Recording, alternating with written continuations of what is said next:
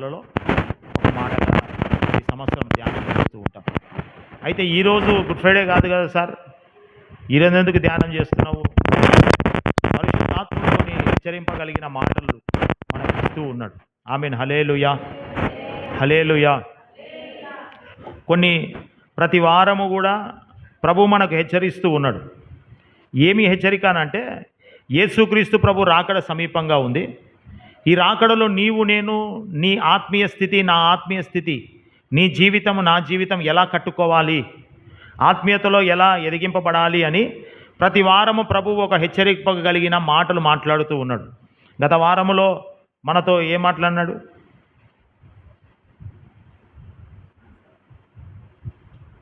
నిన్న తినింది ఏంది అనంటే గుర్తుంటుంది సార్. ఆదివారము ఏ వాక్యం అంటే ఏడో గుర్తుంటుంది.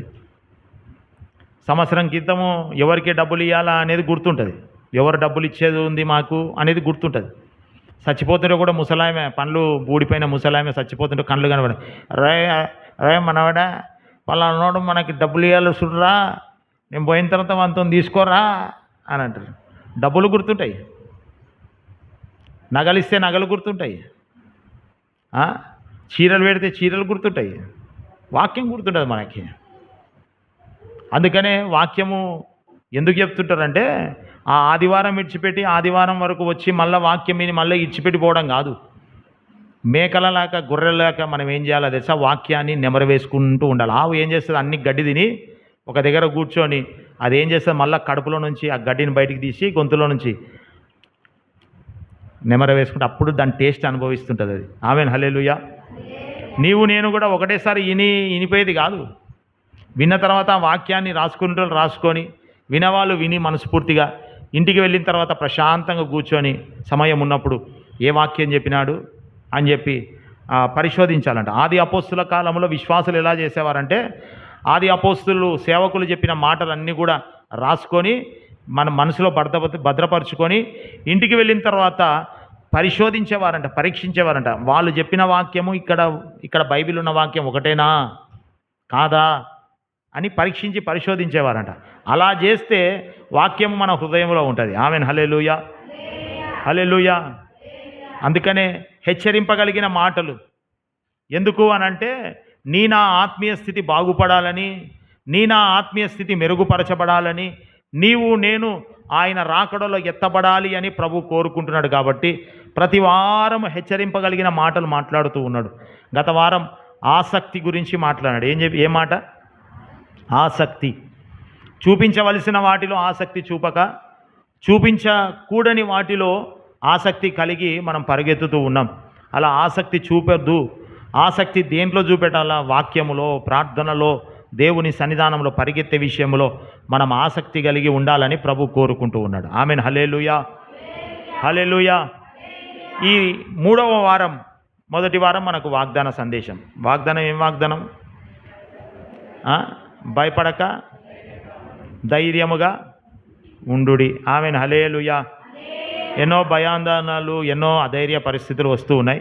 వాటన్నిటిలో నుండి కూడా ప్రభు తప్పించి ఆయనే మనని వచ్చి రక్షిస్తానని వాగ్దానం చేశాడు. ఇప్పటిదాకా మనందరినీ రక్షించినాడు. ఆమేన్. హల్లెలూయా. అందుకు ప్రభుకు 2 చేతులెత్తి స్తోత్రాలు చెప్దాం. స్తోత్రం, స్తోత్రం, స్తోత్రం, స్తోత్రం, స్తోత్రం. ఈరోజు ఈ వాక్యాన్ని మనం ధ్యానం చేసుకోవడానికి కారణం ఏంటంటే, ఈ వాక్యాన్ని మనం గమనిస్తే యేసుక్రీస్తు ప్రభుల వారు ఈ భూమి మీదికి మానవునిగా పుట్టిన తర్వాత, తల్లి గర్భములో 9 నెలలు తల్లి మోసిన తర్వాత, ఆ తల్లి యేసుక్రీస్తు ప్రభుని పాలిస్తూ పెంచి కొద్దిగా పెద్దగా చేసేంత వరకు కూడా, ఆయనకు కొద్దిగా జ్ఞానము ఆలోచన వచ్చేంత వరకు కూడా ఆ తల్లి ఎంతో అల్లారు ముద్దుగా పెంచుతూ ఉంది. పెంచిన తర్వాత యేసుక్రీస్తు ప్రభు ఎప్పుడైతే తన తండ్రి చిత్తమును, పరలోకమందున తండ్రి అయిన దేవుని చిత్తాన్ని నెరవేర్చడానికి భూమి మీదకి వచ్చి అనేక ప్రాంతాలు తిరుగుతూ యేసుక్రీస్తు ప్రభు తండ్రి ప్రేమను గురించి ప్రకటిస్తూ, సువార్త ప్రకటిస్తూ, మీరు ఇలా ఉండండి, మీరు ఇలా ఉండకూడదు, మీరు ఇలా తప్పులు చేయకూడదు, మీరు సరిచేయబడాలా, మీ జీవితం మార్చబడాలా, మీరు ఇలాంటి పరిస్థితుల మధ్యలో ఉండకూడదు అని అనేకమైనవి ప్రకటిస్తూ తన 33.5 సంవత్సరాల వయసులో ఆయన సిలువకు అప్పగించబడినాడు. సిలువకు అప్పగించబడినాడు. సిలువకు అప్పగించబడిన తర్వాత ఆకాశానికి భూమికి మధ్యలో సిలువలో వ్రేలాడుతూ ఒక ప్రక్కన శరీరములో ఉన్న రక్తమంతా ఒక ప్రక్కన కారుతూ ఉంది, ఒక ప్రక్కన గాయాల నుంచి కలుగుతున్న నొప్పు కలుగుతూ ఉంది, ఒక ప్రక్కన ఎంతో వేదన అలమటిస్తూ ఉన్నాడు. మరణానికి దగ్గరగా ఉంటున్న పరిస్థితులు, భయంకరమైన శ్రమ, దేహములో భయంకరమైన నొప్పి కలుగుతున్న పరిస్థితుల మధ్యలో ఆయన సిలువలో ఉండి కనులెత్తి చూస్తూ ఉన్నాడు. ఆయన చూస్తూ ఉన్నప్పుడు ఆయన ఎదుట మోకరించి ఏడుస్తూ ఉన్న తన తల్లి గుర్తుకు కనపడిందంట. ఆమెన్. హల్లెలూయా, హల్లెలూయా. ఆయన చూస్తూ ఉన్నప్పుడు తన తల్లి కనపడుతూ ఉంది. ఆ తల్లి పక్కనే తన ప్రాణాతి ప్రాణంగా ఎంతో ప్రేమించే శిష్యుడు, తన శిష్యులలో ఒక శిష్యుడు ఆ తల్లి పక్కన ఉంటూ ఉన్నాడు. ఆ తల్లి కనపడుతున్నప్పుడు ఆ తల్లిని చూసి అంటూ ఉన్నాడు, అమ్మా ఇదిగో నీ కుమారుడు. ఇప్పటిదాకా 33.5 సంవత్సరాలు నేను నీ కుమారుడని నన్ను పెంచినావు, నన్ను పోషించినావు, నన్ను లాలించినావు, నాకు అవసరం ఉన్నప్పుడు భోజనం పెట్టినావు, నాకు దెబ్బ తగిలితే నాకు అల్లాడినావు, మంచిదే.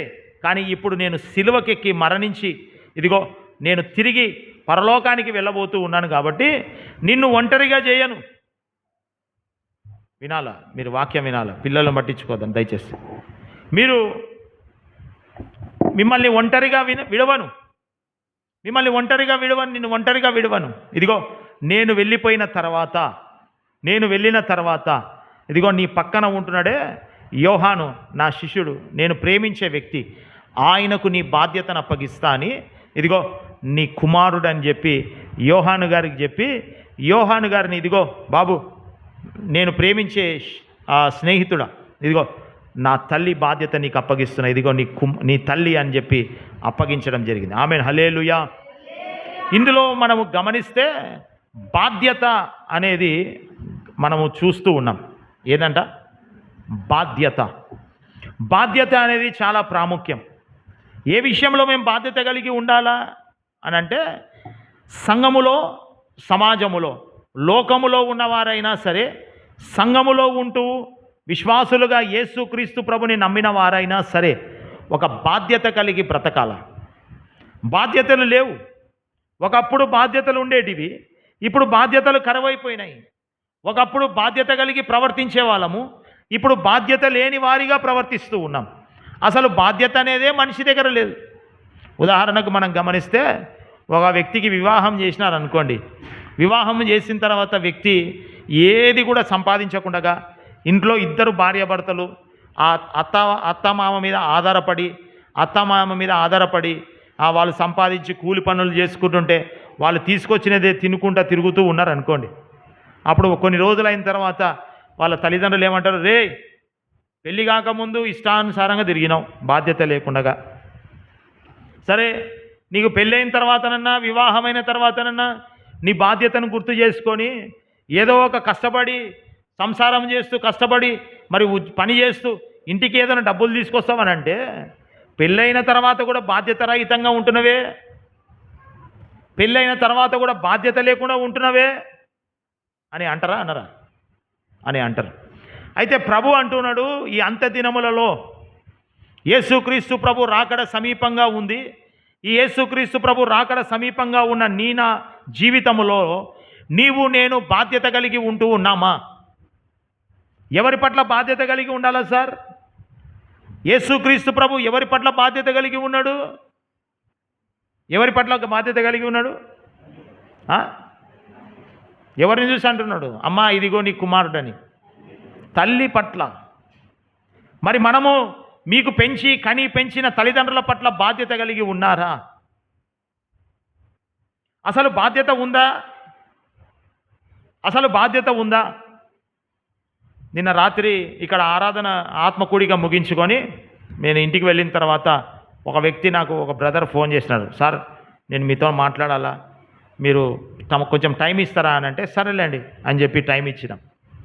ఆ వ్యక్తి మాతో చెబుతూ ఉన్నాడు, ఇదిగో సార్ నేను నా తండ్రి కష్టపడతాడు, నా తండ్రి కష్టం చూసి, నా తండ్రి కష్టపడుతూ ఉన్నప్పుడు నా తండ్రి కష్టం చూసి నేను హైదరాబాద్ ప్రాంతానికి వెళ్ళి తినక ఒక పూట ఆహారం తిని ఒక పూట ఆహారం తినక నేను మంచిగా చదువుకున్నా సార్.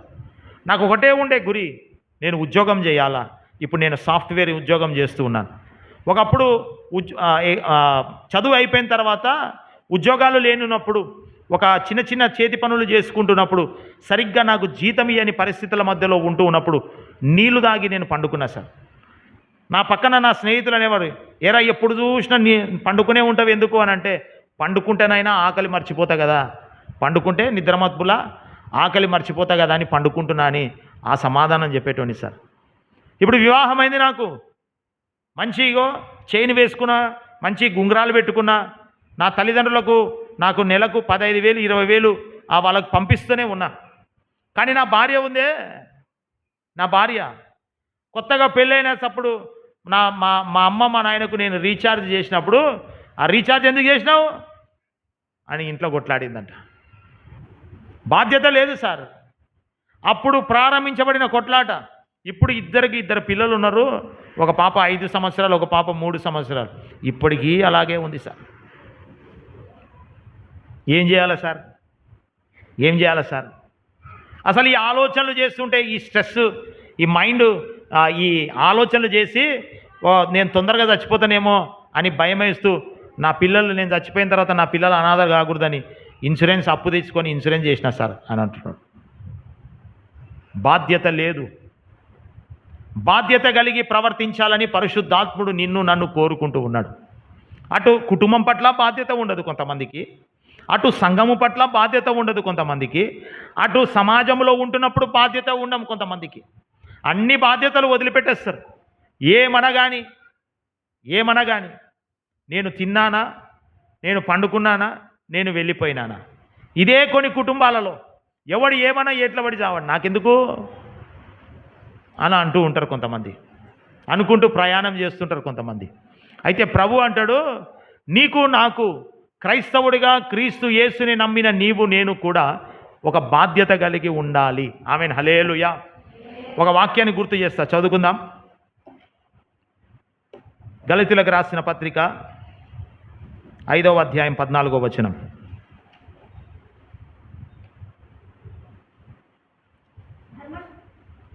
ఆ, 5:14.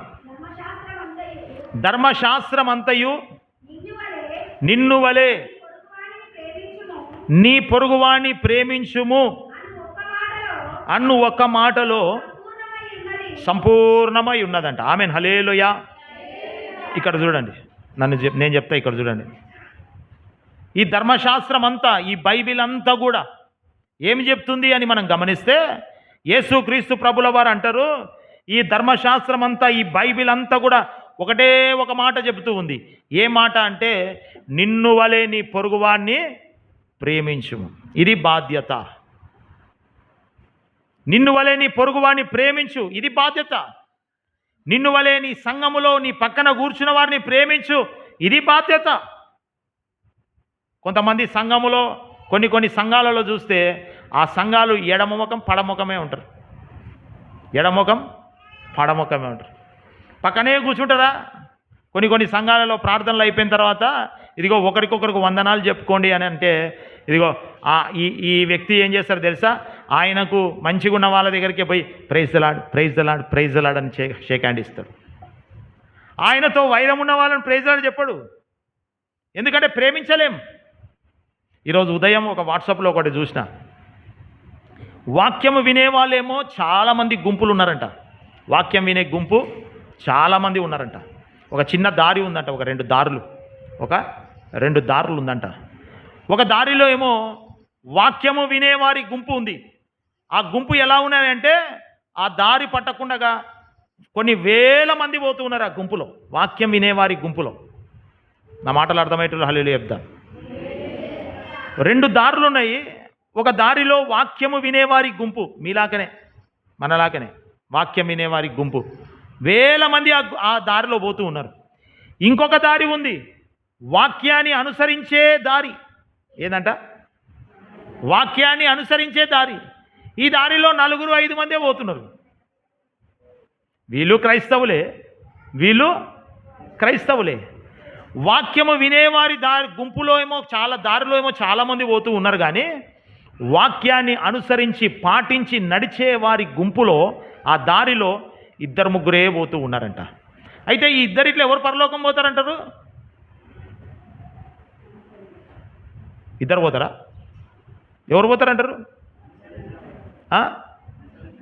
చెప్పాలా? స్త్రీలు వాక్యము అనుసరించి నడిచేవారు మాత్రమే. వారం వారం మందిరానికి వస్తూ ఇక్కడ ఆరాధనలో పాల్గొంటూ ఎక్కడో జరుగుతున్న మీటింగ్లకు పోతూ ఉన్నారు, మంచిదే. వాక్యం వింటూ ఉన్నారు, మంచిదే. వాక్యము విన్న వాక్యాన్ని మీరు పాటిస్తున్నారా? అనుసరిస్తూ ఉన్నారా? వాక్యమంతా చెబుతుంది, బైబిల్ అంతా ఆది కాండము నుంచి ప్రకటన గ్రంథం వరకు 66 పుస్తకాలు. ఈ 66 పుస్తకాలు చెబుతూ ఉంది, ఇదిగో బాబు, నిన్ను వలె నీ పొరుగువారిని ప్రేమించు. నీవు సంతోషంగా ఉండి నీ ఇంటిని, నీ పొరుగువారి ఇంటిని ద్వేషించొద్దు. నువ్వు సంతోషంగా ఇంటిలో భార్య భర్తలు కలిసి సంతోషంగా ఉంటూ పక్కన వాని భార్యను భర్తను విడదీయొద్దు. ఇవి వాక్యము చెబుతూ ఉంటే, నిన్ను వలె నీ పొరుగువారిని ప్రేమించకుండా ప్రతిసారి నీ పక్కన వాళ్ళని చూసి ఆడిపోసుకుంటూ నీ పక్కన వాళ్ళకు చూసి బాధ్యత లేకుండా ప్రవర్తిస్తేలా? ప్రభు కోరుకుంటూ ఉన్నాడు, బాధ్యత కలిగి ఉండు, బాధ్యత కలిగి ఉండు. ఆమెన్. హల్లెలూయా, హల్లెలూయా. ఒక వ్యక్తి గురించి మనం పరిచయం చేస్తాం. చదువుకుందాం ఒక మాట. హెబ్రీయులకు రాసిన పత్రిక 11వ అధ్యాయం 7వ వచనం. హెబ్రీయులకు రాసిన పత్రిక 11:7.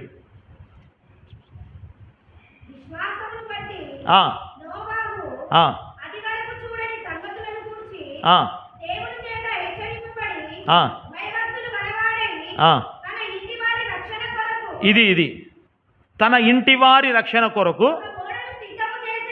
ఒక ఓడను సిద్ధము చేసెను. ఆమెన్. హల్లెలూయా, హల్లెలూయా. ఏం చేసినాడంట? తన ఇంటి వారి రక్షణ కొరకు ఓడను. అప్పుడు కాలములో యేసు క్రీస్తు ప్రభుల వారు తండ్రి అయిన దేవుడు నోవాహు గారితోనే మాట్లాడేవాడు. నోవాహు గారి భార్యతో మాట్లాడలేదు, నోవాహు గారి 2 కుమారులతో మాట్లాడలేదు, నోవాహు గారి 2 కోడన్లతో మాట్లాడలేదు. దేవుడు ఎవరితో మాట్లాడుతున్నాడు అంటే నోవాహు గారితోనే మాట్లాడుతున్నాడు. ఇదిగో నోవాహు, రాబోవు జల ప్రళయము నుండి నువ్వు తప్పింపబడాలా, నీ కుటుంబము తప్పింపబడాలా. నువ్వేం చేయాలా? ప్రభా, రాబోవు జల ప్రళయం అంటున్నావు, ప్రపంచమంతా ఈ భూమి అంతా నీళ్ళతో నిండిపోతుంది. నీళ్ళతో నిండిపోయినప్పుడు మేము ఎక్కడ ఈదలేము కదా ప్రభా. ఏ చెట్టు ఎక్కాలా? నేను ఎట్లా రక్షింపబడాలా? నా భార్య ఎట్లా రక్షింపబడాలా? నా పిల్లలు ఎట్లా రక్షింపబడాలా? నా కోడళ్ళు ఎట్లా రక్షింపబడాలా అని అన్నప్పుడు దేవుడు ఒక చిన్న సలహా ఇస్తున్నాడు. ఇదిగో నోవాహు, 150 రోజులు. ఎన్ని రోజులు? 150 రోజులు. ఎన్ని రోజులు? వాక్యం చెప్పేటప్పుడు నన్ను చూడండి, కిందికి తల వేసుకోవద్దండి. మెడల నొప్పులు వేస్తాయి. నాకు కూడా 2-3 రోజుల నుంచి మెడల నొప్పులు వేస్తాయి. తల కిందికి వేసుకొని వేసుకో. మీరు కిందికి తల వేసినారనుకో, సాతానుగాడు తిరుగుతుంటాడు. వాడు ఇక్కడ కూడా తిరుగుతుంటాడు. పరిశుద్ధ స్థలంగా సార్ తిరుగుతుంటాడు. వాని పని వాడు చేసుకుంటుంటాడు. వాడు వచ్చి మెడ మీద కూర్చున్నాడు అనుకోండి, అటనే కింద ముక్కు పలుకుతుంది, ముక్కు నోరు పండ్లు పలుకుతాయి. వాక్యం చెప్పేటప్పుడు ఇదే చూడండి, మీ ధ్యాస మీ ఆలోచన ఇట్లా చూడండి. ఆమెన్. హల్లెలూయా, హల్లెలూయా. ఎక్కడ దాకా వచ్చినాం? నోవాహు గారితో దేవుడు అంటూ ఉన్నాడు, రాబోవు ప్రళయము తప్పించుకోవడానికి, రాబోవు 150 దినాల ఈ భూమి మీద ఉండే నీటిలో నుండి నీవు నీ కుటుంబము తప్పించుకోవడానికి ఒక ఓడను గట్టు. ఏం గట్టు అంటున్నాడు? ఓడను గట్టు. ఆమెన్. హల్లెలూయా. బాధ్యత అంటే ఎలా ఉంటుందంటే, నోవాహు గారు ఒక్కడితోనే దేవుడు మాట్లాడుతున్నాడు కదా అని చెప్పి నోవాహు గారు ఒక్కడే రక్షింపబడినాడా? ఇప్పుడు నోవాహు గారు ఒక్కడితోనే దేవుడు మాట్లాడుతున్నాడు. మరి నోవాహు గారు ఒక్కరే రక్షింపబడినాడా జలప్రలయంలో నుండి? ఎంతమంది రక్షింపబడినారు? కుటుంబం అంతా, తన భార్య, కుమారులు, కోడన్రు. మరి ఈరోజు నీ బాధ్యత ఏంది? యేసుక్రీస్తు ప్రభు రాకడ సమీపంగా ఉందని ప్రభు చెబుతూ ఉన్నాడు. సంఘములో సేవకులు గొంతెత్తి విలపిస్తూ యేసుప్రభు రాకడ సమీపంగా ఉంది, యేసుప్రభు రాకడ సమీపంగా ఉంది, కుటుంబం అంతా మార్చబడండి, రండి మందిరానికి. అని చెప్తూ ఉన్నాము కదా. ఎక్కడ యూట్యూబ్లో చూసినా, ఫేస్బుక్లో చూసినా, వాట్సాప్లో చూసినా దేవుని మాటనే చెప్తూ ఉన్నారు కదా. ప్రపంచమంతా కూడా ఒక్కసారి ఆ పత్రికలు, వార్తాపత్రికలు తిరిగేస్తే ప్రపంచ దేశమంతా కూడా ఒక పక్కన అల్లకల్లోల పరిస్థితుల మధ్యలో, యుద్ధాల మధ్యలో ఉంటూ ఉన్నారు కదా. ఇవన్నీ కూడా జరుగుతూ ఉన్నప్పుడు యేసుక్రీస్తు ప్రభు రాకడ సమీపంగా ఉందని నీకు నాకు గుర్తెరుగుతున్నాం కదా. గుర్తెరుగుతూ ఉన్నప్పుడు నీ బాధ్యత ఏముండాలా? ఏముండాలా నీ బాధ్యత? ఏముండాలా నీ బాధ్యత? నీవు నీ ఇంటి వారు రక్షణ పొందాలా అనే బాధ్యత ఉండాలి. ఆమేన్, హల్లెలూయా. నేను నా ఇంటి వారు యేసుక్రీస్తు ప్రభు బూర శబ్దము వచ్చినప్పుడు ఆ బూర శబ్దము విని ఆ మహిమ వస్త్రాలు ధరించుకొని ఆయనను ఎదుర్కోవాలా అనే బాధ్యత కలిగి ఉండాలా నువ్వు. ఈ బాధ్యత ఎవరికైనా ఉందా? చేతులు లేపండి. ఎవరికైనా ఉందా? చేతులు లేపండి. సరే, ఒక్కరికి ఉంది. దేవునికి స్తోత్రం, హల్లెలూయా. అంటే మీరు అనుకుంటున్నారు నేను ఇంకా పోను, నేను సంపాదించిన ఇంట్లోనే అతుక్కొని ఉండాలా, ఇదే నాది అనుకుంటున్నారు. మీరు పోకపోయినా ఆఖరికి ఒకరోజు పోతారు. మీరు అనుకుంటున్నారు యేసుక్రీస్తు ప్రభు వచ్చిపోయిన తర్వాత ప్రశాంతంగా ఉంటలే, అప్పుడు కూడా ఈ ఆరాధన జరుగుతుందిలే, అప్పుడు కూడా మంచి మంచి వస్త్రాలు వేసుకుంటాంలే, అప్పుడు కూడా సూపర్ మార్కెట్లు, కాసాములు, ఈ కాసాములు, ఆసాములు అనుకుంటా బట్టల కోసం ఉరుకులాడదాంలే, అప్పుడు కూడా ఆ బిగ్ మార్కెట్లు, ఈ మోర్లు అని కూడా తిరుగుదాంలే, అప్పుడు కూడా వాడెవడో కోస్తాడు ఆ ఎద్దు కూర, ఈ పొటేలు కూర, ఆ చేపల కూర తిని కడుపు నిండా తిని అడ్డం పడదాంలే అని అనుకొని అపోహలో ఉన్నారేమో. ప్రియమైన సంగమా, మీ అపోహలో నుండి బయటికి రావాలా. ఒక్కసారి యేసుక్రీస్తు ప్రభు వచ్చిపోయిన తర్వాత శ్రమ దినాలు, శ్రమలు, భయంకరమైన శ్రమలు, 7 సంవత్సరాలు భయంకరమైన శ్రమలు, ఒక్కొక్క రోజు ఒక్కొక్క 1000 ఏండ్లలాగా, ఒక్కొక్క రోజు ఒక 1000 యుగాలలాగా, 1000 ఏండ్లలాగా గడిపే రోజులు వస్తాయి. ఒక్కొక్క రోజు 1000 ఏండ్లలాగా గడిపే రోజులు వస్తాయి. ఈ దినం ఎప్పుడు గడుస్తుంది, ఈ గంట ఎప్పుడు గడుస్తుంది అనే స్థితిలోనికి వస్తారు. ఇప్పుడు ఉదాహరణకు ఒక భయంకరమైన రోగము చేత ఆ పాప నోట్లో బిస్కెట్ అన్న పెట్టమ్మా, ఏమన్నా పెట్టు. ఒక భయంకరమైన రోగము చేత బాధపడుతున్నాడు అనుకోండి. ప్రాణాపాయ స్థితిగతుల మధ్యలో అటు ప్రాణం పోక ఇటు మంచిగాక కొట్టుమిటు స్థితిగతుల మధ్యలో ఉంటూ ఉన్నాడు అనుకోండి. ఆయన బాధ ఎలా ఉంటుంది?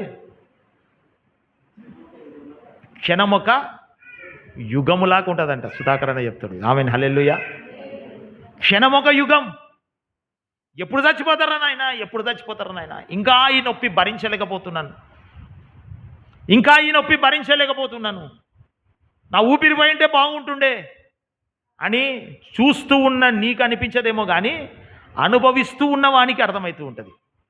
కాబట్టి ప్రియమైన సంగమా, ఒక్కసారి మీరు జ్ఞాపకం చేసుకోవాలి. యేసుక్రీస్తు ప్రభు వచ్చిపోయిన తర్వాత క్షణము ఒక యుగముగా మార్చబడుతుంది. క్షణం ఒక యుగం. తిండి తినాలంటే తిండి ఉండదు, నీ పిల్లలకు తిండి పెట్టాలంటే తిండి ఉండదు, నీవు తిన్న తిండికి ఒక 2-3 రోజులు ఉపవాసం ఉండొచ్చు, నీళ్ళు తాగాలంటే నీళ్ళు దొరకవు. ఏదో స్టోరీ చెప్తారులే సార్, అవన్నీ వచ్చేలోపల నేను చచ్చిపోతలే అని నీవు అనుకుంటున్నావేమో అపోహలో. దేవుని రాకడ సమీపంగా ఉంది. క్రైస్తవులకు ఉండే ఆ అతి నిర్లక్ష్యమైనది ఏంటంటే ఊహలోకంలో ప్రయాణిస్తుంటారు క్రైస్తవులు, ఊహలో తిరుగుతుంటారు. ఇంకా రాడులే. ఒక వ్యక్తి అన్నాడు, యేసుప్రభు రాకడ సమీపం రాడు సార్, అప్పుడే నాకు తెలుసు, ఇంకా ఏం మస్తు రోజులు పడతాయి, 50 ఏళ్ళు కావాలి, ఇంకా బాగానే టెండర్ చేసినావు కదా అనిపించింది. 50 ఏళ్ళు కావాలంటే ఇంకా మస్తు అవుతుంది, రాదు, అప్పుడే రాదు అంటే బాగానే టెండర్ చేసినాడు. అప్పుడు దాకా నీ పిల్లలను చూసి, నీ మనవాళ్ళను చూసి, నీ కోడలను చూసి, ఇల్లు కట్టుకొని ఏసీలో తిరిగి, అప్పటిదాకా ఎన్ని ఎద్దులో, ఎన్ని పొటేల్లో, ఎన్ని కోడ్లో, ఎన్ని చేపలో నీ కడుపులోకి వేసుకొని చేయాలనుకుంటున్నావు, మంచిదే. ఈ ఊహలలో తిరుగుతూ ఉంటారు. ఊహ ప్రపంచం నుంచి బయటికి రావాలా క్రైస్తవుడా. క్రీస్తు యేసుని నమ్మిన ప్రతి వారు కూడా ఊహ ప్రపంచం నుంచి బయటికి రావాలా. ఈ నోవావు గారు అంటూ ఉన్నాడు, ఇదిగో నోవావు, జల ప్రళయం వస్తుంది, జల ప్రళయములో ఓడను కట్టుకో, నీవు నీ కుటుంబ రక్షణ కొరకు ఓడను కట్టుకో. ఈరోజు నీ కుటుంబం పట్ల నీకు బాధ్యత ఉంటే నీవు నీ కుటుంబం అంతా దేవుని సన్నిధానంకి వచ్చి కూర్చుంటారు. ఆమేన్, హల్లెలూయా. నీ కుటుంబం పట్ల నీకు బాధ్యత లేదు. నా భార్య ఎక్కడికైనా పోని, నా భర్త ఎక్కడికైనా పోని, నా పిల్లలు ఎక్కడికైనా పోని అనే స్థితిగతుల మధ్యలో ఉంటూ ఉన్నావు. ఏం చేస్తాను సార్, వాళ్ళు పిలిచినప్పుడు రారు కదా. ఇప్పుడు ఉదాహరణకు ఓ మాట చెప్తా. ఓ ఫంక్షన్ ఉందనుకోండి, నీ సొంతము నీ తమ్ముడు మీ అక్క వాళ్ళ ఇంట్లో ఫంక్షన్ ఉందనుకోండి, నీ భార్య రాదు, నీ భర్త రాను అని మారం చేస్తున్నాడు అనుకోండి, మీరు ఏం చేస్తారు? ఎందుకు రావు? మొన్న మీ ఇంటిలో ఫంక్షన్ పోతే మేము రాలేదా? మూసుకొని వచ్చలేమా? 116 పెట్టాం, 116 వసవా రావా అని 2 రోజుల నుంచే ముఖం వంకర చేసి ఇంట్లో ప్లేట్లు గడగక, గ్లాసులు గడగక, గిన్నెలు గడగక, స్టవ్ వెలిగించక రోజు రణరంగమే ఉంటుంది. ఉంటుందా ఉండదా? ఉంటుందా ఉండదా? ఉంటుందా ఉండదా? ఒప్పుకోండి. ఒప్పుకుంటే దేవుడు మిమ్మల్ని ఆశీర్వదిస్తాడు. ఉంటారా ఉండరా? మరి అదే మందిరానికి రాకపోతే ఎందుకు ముఖం మార్చుకో? ఎందుకు ఉపవాసం ఉండవు? ఎందుకు వంటింట్లో ఎందుకు ఆయన తెచ్చిచ్చిన మటను అవి ఇవి చేస్తావు? వండకుండా ఉంటే అయిపోయి కదా. నువ్వు మందిరానికి రా, వంట పెడతా, మందిరానికి రా, భోజనం పెడతా అని ఎప్పుడైనా చెప్పినావా? ఎప్పుడైనా చెప్పినావా? చెప్పం. బాధ్యత లేదు మనకు, కుటుంబ బాధ్యత లేదు మనకు. కుటుంబాన్ని పోషించడం మాత్రమే బాధ్యత కాదు, కుటుంబాన్ని రక్షణలోనికి నడిపించడము కూడా బాధ్యతే. ఆ బాధ్యత నోవాహు గారు తీసుకున్నారు. ఆమేన్, హల్లెలూయా, హల్లెలూయా. మరి ఆ బాధ్యత నువ్వు తీసుకున్నావా? ఎన్నో కుటుంబాలు తిరుగుతూ ఉంటా, అమ్మా రండమ్మా, కుటుంబాలు రండమ్మా, కుటుంబాలు రండమ్మా అని. ప్రతి శనివారం, ప్రతి శుక్రవారం, సోమవారం నుంచి ఆదివారం వరకు ఒకటే ఒక ప్రార్థన, కుటుంబాలుగా రావాలా ప్రభువా, కుటుంబాలుగా రావాలా ప్రభువా. భర్త వస్తే భార్య రాక, భార్య వస్తే భర్త రాక, భార్యాభర్తలు వస్తే పిల్లలు రాక, పిల్లలు వస్తే భార్యాభర్తలు రాక, తండ్రి ఇలాంటి స్థితిగతుల మధ్యలో సంఘం ఉంది ప్రభువా, కనికరించు ప్రభువా అని ప్రార్థన చేస్తూ ఉంటే ఒక్కరు కూడా నిమ్మకు నీరెత్తినట్లు ఒక్కరు కూడా బాధ్యత లేని పరిస్థితుల మధ్యలో ఉంటూ ఉన్నారు. మరి ఎత్తబడతావా? కనీసం ఆశ ఉండాలా కదా. దేవుని రాకడలో ఎత్తబడాలని ఆశ ఉండాలా కదా. ఈరోజు మాకు తెలిసిన వారు ఒక అతను వాళ్ళ తల్లి చనిపోయింది నిన్న రాత్రి. చనిపోతే ఒక గ్రూప్లో మా ఆత్మీయ తల్లి, ఒక తల్లి, దేవుని సన్నిధానంలో ఎక్కువగా గడిపే తల్లి, ఆ తల్లి ఒక మాట పెట్టింది. ఏమని తెలుసా? నీ ఆత్మ నీవు ధన్యురాలివి, రాబో శ్రమల కాలంలో నీవు తప్పించబడినావనేది పెట్టింది. ఆ మాట చూస్తే నాకు గుండెలు రాత్రి డమ్ అనేది, వాయబ్బా ఇదేంద్ర నాయన ఈ మాట పెట్టింది.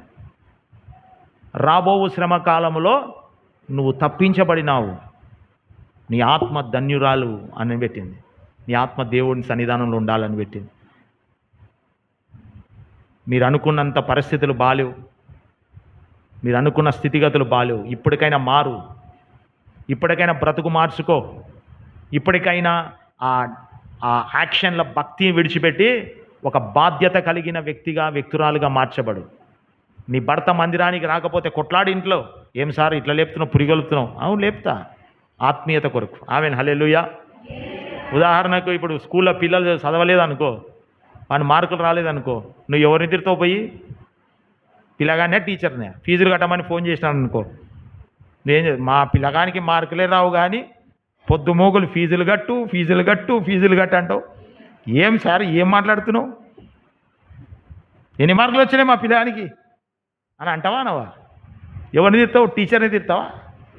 టీచర్నే కదా తిట్టేది. పోయి సార్ దగ్గర పోయి అవసరమైతే కొట్లాడి, నా టీసీ నాకి, మా పిల్లలు టీసీ అని కొట్లాడుతావు. మరి ఇక్కడ బాధ్యత లేదా? నీ భార్యను తీసుకొని, ఇదిగో పొద్దునే రేపు ఆరాధన ఉంది, తయారై రావాలా? నేను రానులే, తంతా అని చెప్తున్నా నేను, తంతా. మరి ఇంటలేరు, విననప్పుడు ఏం చేస్తావు?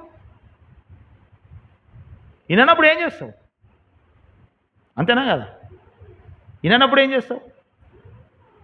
నేను ఆత్మీయతలో ఉన్నప్పుడు, విశ్వాసిగా ఉన్నప్పుడు 9:35కి నా బండి 9:15కి స్టార్ట్ అయ్యేది. బయటకు వచ్చి నిలబడేటోళ్ళు ఎవ్వరు ఎక్కడున్నా సరే, పాస్టర్ అయినా సరే, పిల్లలైనా సరే, దన్న రెడీ అయ్యి నా బండి ఎక్కాలి. 2 సార్లు 3 సార్లు నిలబడతా. ఇంకా 4వసారి చూస్తా, రాలేదనుకో వెళ్ళిపోతా. వచ్చిన తర్వాత ఉంటుంది. ఇంకా నిజంగా మీరు ఇంత కఠినంగా ఉండాలా, కఠినంగా ఉండాలా, దేవుని సన్నిధానంలో కఠినంగా ఉండాలా.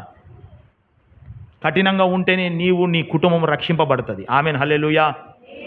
పిల్లలు కనినామా అదొక బాధ్యత, పిల్లల్ని పెంచుతున్నామా అదొక బాధ్యత, భార్యను పోషిస్తున్నామా, కుటుంబాన్ని పోషిస్తున్నామా అదొక బాధ్యత.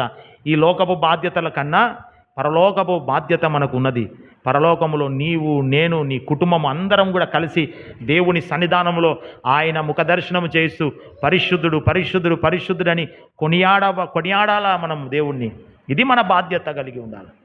ఆమెన్, హల్లెలూయా, హల్లెలూయా. అందుకనే ప్రభు అంటున్నాడు, నోవాహు గారు అంటున్నాడు, ఇదిగో ఆయన కొరకు, ఆయన ఇంటి వారి రక్షణ కొరకు ఒక బాధ్యత కలిగి ఒక ఓడను నిర్మించినాడంట. ఆమెన్, హల్లెలూయా. ఆ ఓడలోనికి వెళ్ళి 150 రోజులు ఆ జల ప్రళయములో నుండి తప్పింపబడి వారు వాళ్ళ కుటుంబము క్షేమముగా ఉందంట. ఆమెన్, హల్లెలూయా. ఈరోజు నీ బాధ్యత, నా బాధ్యత ఎలా ఉంది కుటుంబం పట్ల? ఒక్కసారి ఆలోచన చేయండి, ఒక్కసారి ఆలోచన చేయండి. నేనే రాను సార్ మందిరానికి, నేనే ప్రార్థన చేసుకోను సార్, ఇక నా కుటుంబం ఏం ప్రార్థన చేసుకుంటుంది సార్? ఇక మా కుటుంబం ఏం కనపడుతుంది సార్? శనివారం ఆత్మకూడిక ఉంది రండి అని అంటే రాము సార్, మేము రాము, మాకు బాధ్యత లేదు, మాకు బాధ్యత లేదు, బాధ్యత లేదు. మందిరం అంటే బాధ్యత ఉండదు, సంఘం అంటే బాధ్యత ఉండదు, ఎదగాలని బాధ్యత ఉండదు, ఆత్మీయతలో ఎదగాలని బాధ్యత ఉండదు. ఇంకేం బాధ్యత ఉంటుంది నీకు? తిని 3 పూటలు తిని, కొంతమంది 4 పూటలు తింటారు, 4 పూటలు తిని కడుపు నిండా తింటారు, కడుపు నిండా 4 పూటలు తిని తిని తిని తిని తిని మంచిగా బట్టలు కట్టుకొని, ఫ్యాన్ వేసుకొని, కూలర్ వేసుకొని, ఆ టీవీ పెట్టుకొని, నోరు తెరిచి నోట్లో ఈగలు పోతుంటే అట్లా కూడా ఆ ఈగలు కూడా తినుకుంటూ పండుకోవడమే మా బాధ్యత సార్. ఇదే మా బాధ్యత సార్, ఇది మన బాధ్యత. దేవుని రాకడ సమీపంగా ఉంది. ఒకసారి వైరాగ్యం కలిగి ఆలోచన చేయండి, ఒకసారి వైరాగ్యం కలిగి ఆలోచన చేయండి. మీరు సంతోషించాలని, నవ్వాలని నేను ఈ విషయాలు చెప్తలేను. దేవుని రాకడ సమీపంగా ఉంది. ఆమెన్, హల్లెలూయా, హల్లెలూయా. ఇంకొక వ్యక్తి గురించి మనం చూద్దాం, చదువుకుందాం. ఆదికాండం 46వ అధ్యాయం 5వ వచనం. ఆదికాండం 46:5.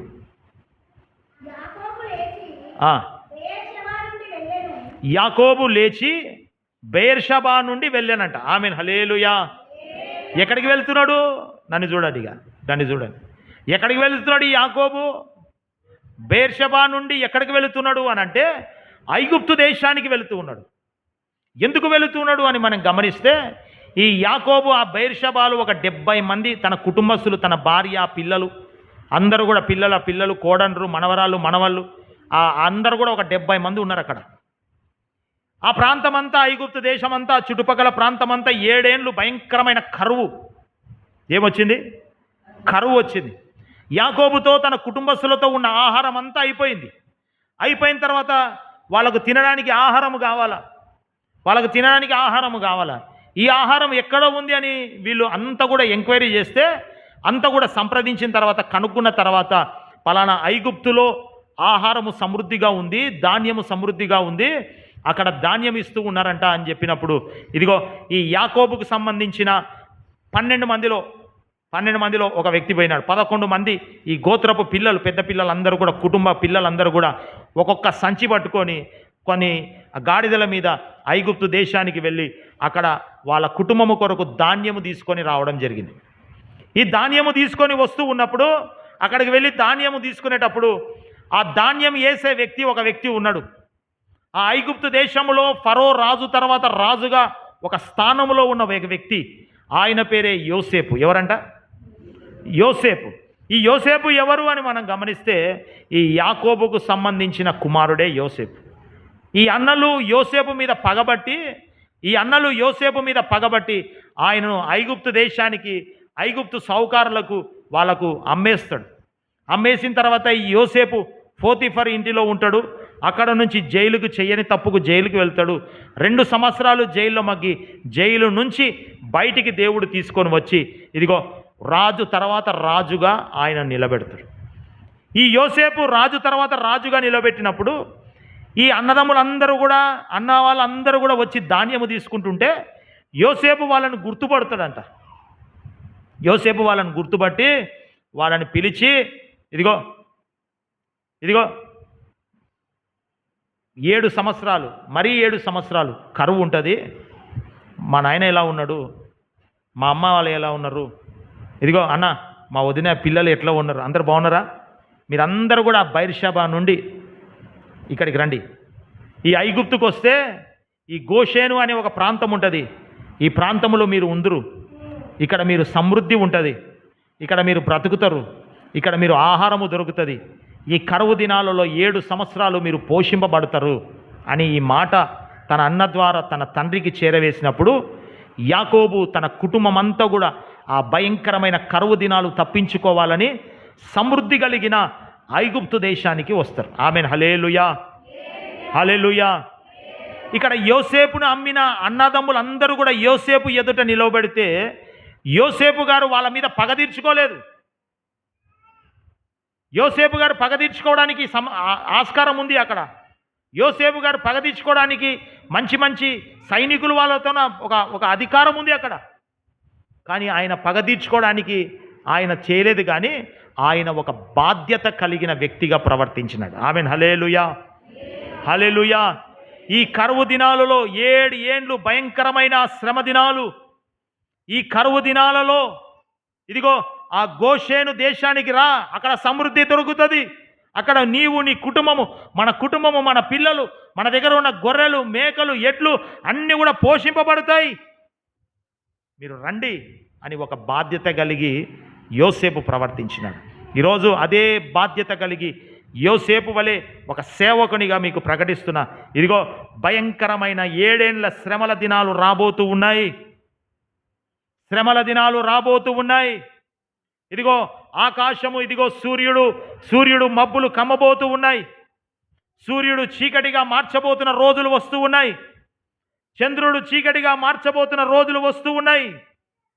ఈ మాట ప్రకటింపబడుతూ ఉన్నప్పుడే నీ కుటుంబము, నీవు మార్చబడాలి అనంటే గోషేను అనే ఈ మంచి మందిరములో, ఈ సంఘ సహవాసములో నువ్వు ఆత్మీయతలో ఎదగాల. Praise the lord. Hallelujah, hallelujah. ఈ సంఘ సహవాసంలో నువ్వు ఎదగాల ఒక బాధ్యత కలిగి. నీ కుటుంబాన్ని కాపాడుకోవాలా ఒక బాధ్యత కలిగి. పని చేసుకోలే, పొద్దు మూకులు పోయి పని చేసుకో, డబ్బు సంపాదించుకో అని నీ భర్తను పంపించొద్దు. పని చేసుకో అని నీ భార్యను పంపించొద్దు. పక్క ఇంటి వాళ్ళతో పిల్లలతో ఆడుకో అని నీ పిల్లలు పంపించొద్దు. పని చేసుకునే కాలము కాదు ఇది. జాగ్రత్తగా బ్రతికే కాలం ఇది. ఆమెన్. హల్లెలూయా, హల్లెలూయా. జాగ్రత్తగా బ్రతికే కాలం ఇది. దేవుని సంఘానికి, దేవుని కృపకు దూరమయ్యే కాలము కాదు ఇది. ఒక్కసారి దేవుని కృపకు నువ్వు దూరమైనావు అనుకో, సాతానుగాడు ఏం చేస్తాడు తెలుసా? నిన్ను అలాగే దూరం చేస్తూనే ఉంటాడు. ఒక్కసారి దూరం అయితే సాతానుగాడు ఏం చేస్తాడో తెలుసా? నిన్ను అలాగే దూరం చేస్తూ ఉంటాడు. కాబట్టి సంగమా, బాధ్యత కలిగి ఉండు, బాధ్యత కలిగి ప్రవర్తించు. నీ బాధ్యత ఏమై ఉంది తెలుసా?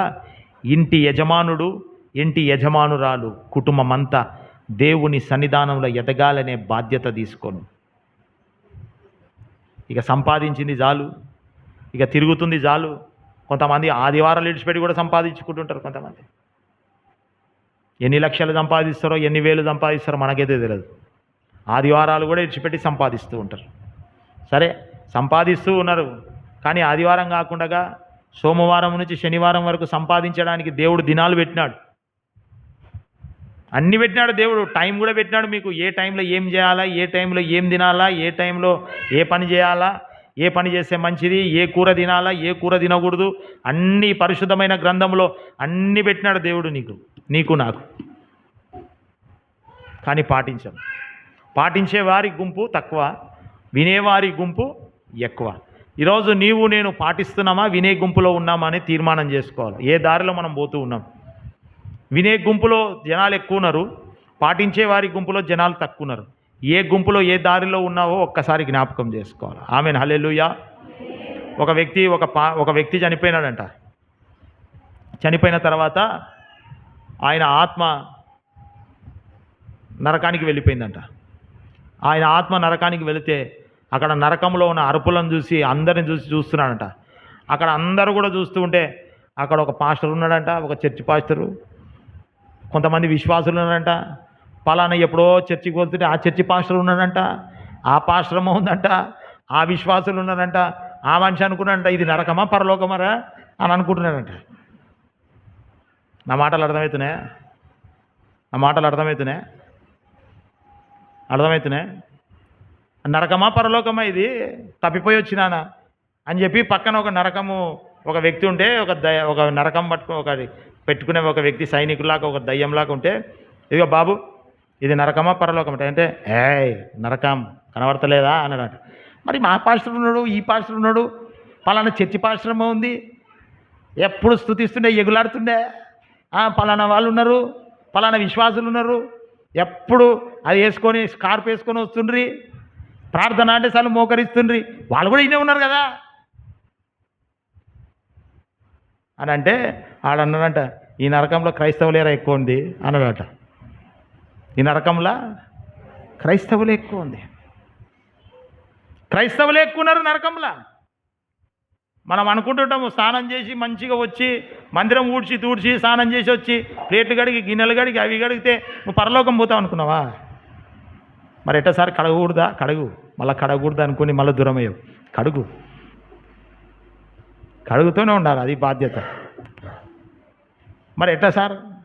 కడుగుతూ ఉండాలా, నిన్ను కూడా కడుక్కోవాలి. అంటే అదే సబ్బుతను కడుక్కోవాలన్నా అంటే అది కాదు, నీ హృదయాన్ని కడుక్కోవాలి.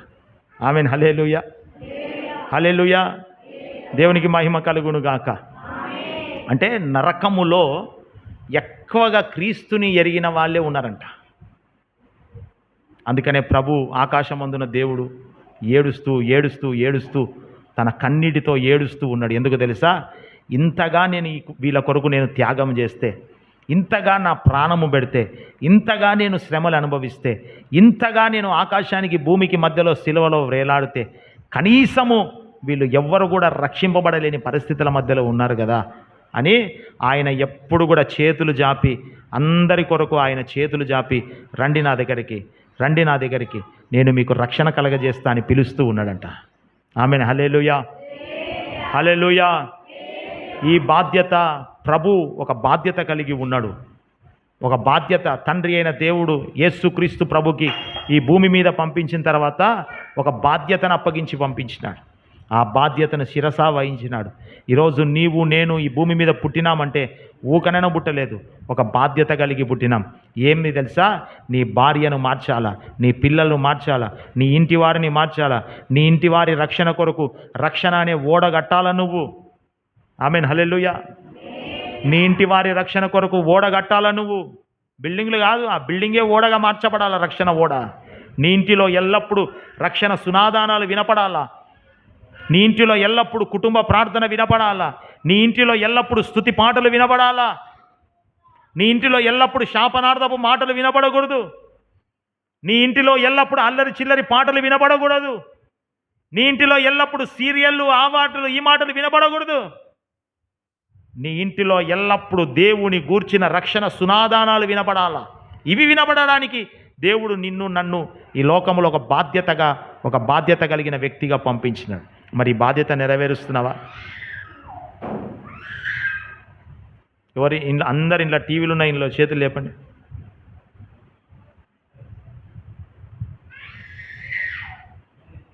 లేపు కానీ మన ఎందుకు నువ్వు ఏం కాదు, లేవా? ఉందే టీవీ ఉన్న వాళ్ళు ఇంట్లో లేపండి అండి కదా. దేవునికి స్తోత్రం, హల్లెలూయా. కుటుంబ ప్రార్థనలు ఉన్న ఇల్లు లేపండి.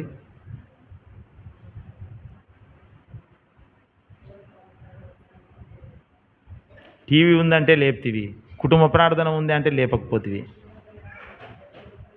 మరెట్టా? ఏ ఓడ కడుతున్నావు? నరకమనే ఓడ కడుతున్నావా? ఏ ఓడ కడుతున్నావు? ఏ ఓడ కడుతున్నావు? సార్ మా కుటుంబం ఆ టైంలో కలుస్తాం సార్. కలిసే టైంలో చేసుకో. 9 గంటలకు కొడుతుంది సార్ మా ఆయన, 9 గంటలకు చేసుకో. కుటుంబ ప్రార్థన చేస్తేనే అన్నం పెట్టు. సిస్టమ్ మారాలా? సిస్టమ్ మారకపోతే ఎట్లా? దేవుని రాకడ సమీపంగా ఉంది కదా. దేవునికి స్తోత్రం. హల్లెలూయా, హల్లెలూయా. కుటుంబ బాధ్యత కలిగి దేవుని కొరకు మనము ముందుకు సాగుదుము గాక. ఆమేన్. హల్లెలూయా, హల్లెలూయా. రెండవదిగా మనం చూద్దాం, గలతీయులకు రాసిన పత్రిక 6వ అధ్యాయం